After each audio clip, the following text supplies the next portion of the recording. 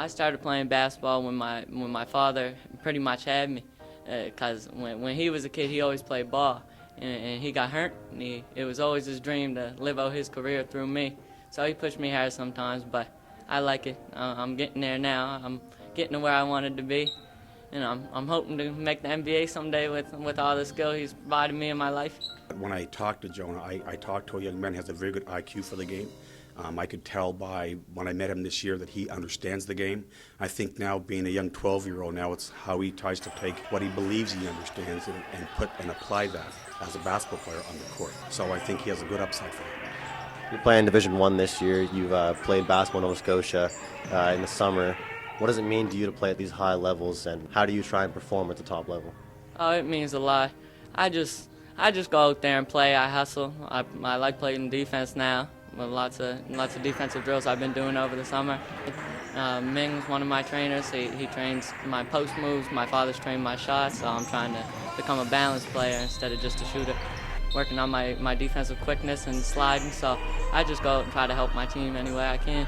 Very coachable. I can tell when you talk to him, he looks right at you, looks right in the eye, responds very well. I think that just being young sometimes, even though you're saying all the right things, it's hard to go execute that when you're asked to do it. But what I always notice about Jonah is that he tries to do exactly what you ask. So from a coachable standpoint, good listener, understands, asks questions back. You're obviously a very emotional player. We see that on the court a lot. What makes you so emotional? Oh, my mom. She had competitiveness. She was one of the most competitive people all the time. Our little tiny arguments get pretty heated sometimes just because of pride. So I just go out there, I'm competitive, and I want to win. You talk about that future goal, playing at the highest level of basketball. Where do you see yourself in the next couple of years, and what are your short-term and long-term goals? My short-term goals: play high school, probably in the States at a prep school, and then go to Wagner College or Wisconsin or Kentucky. And then I'd like to go up in the NBA, or whatever team I can get on with them guys. Strength is his confidence. He's very sure of himself. I like that.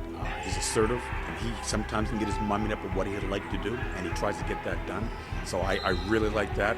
Things he needs to work on is knowing when to execute that, and that's not easy to learn when you're young.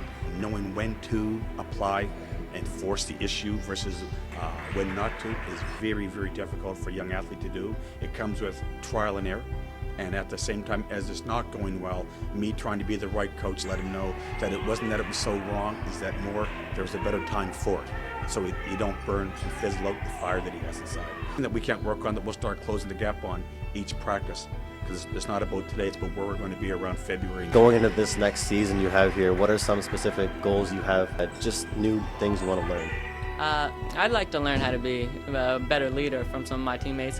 We got Makai Clayton. He's a pretty good leader, and I think he can teach me a lot how to be a good leader for the younger guys and bring them up.